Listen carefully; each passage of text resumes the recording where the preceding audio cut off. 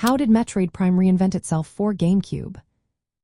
Imagine stepping into a world where a beloved classic takes on a whole new look and feel. That's exactly what happened with Metroid Prime on the Nintendo GameCube. Instead of sticking with the traditional side-scrolling gameplay, the developers decided to take a bold leap into the first-person perspective.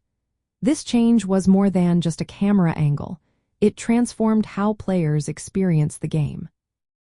You now saw the universe through Samus Aran's eyes, making exploration and puzzle-solving feel more personal and immersive. To make this shift work, the game combined the familiar elements of the Metroid series with new mechanics suited to the GameCube's hardware. They introduced a control scheme that used the single analog stick for movement, which was a smart move at the time. Instead of relying on a traditional first-person shooter setup, they added a lock-on targeting system.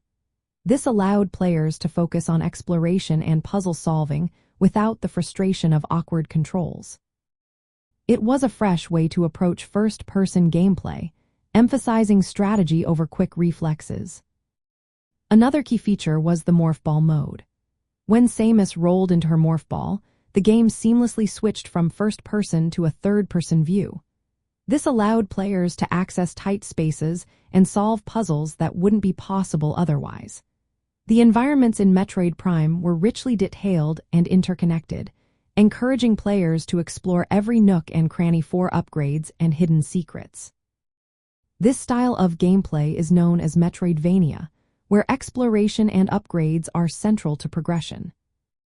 Graphically, the game made full use of the GameCube's power. It delivered sharp textures, atmospheric lighting, and a sci-fi aesthetic that fit perfectly with the series' tone. The heads-up display was integrated into Samus's helmet visor, showing health, ammunition, and different visor modes like thermal or X-ray. This not only looked cool but also kept the screen clean and immersive. The game also added a new layer of storytelling through scanning mechanics. Players could scan enemies and objects to learn about their weaknesses and lore, making the game feel more cinematic. This encouraged players to pay attention to their surroundings and engage more deeply with the story.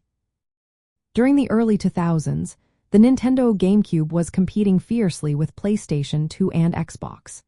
Metroid Prime stood out because it showed that first-person games could be more than just shooters.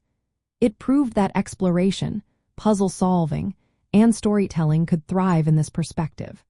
The success of Metroid Prime on the GameCube helped define the console's identity as a platform for unique and high-quality experiences. It was a perfect example of how a franchise could evolve by embracing new technology while keeping its core spirit alive. This reinvention inspired many future action-adventure games and showed that taking risks can pay off in the world of gaming.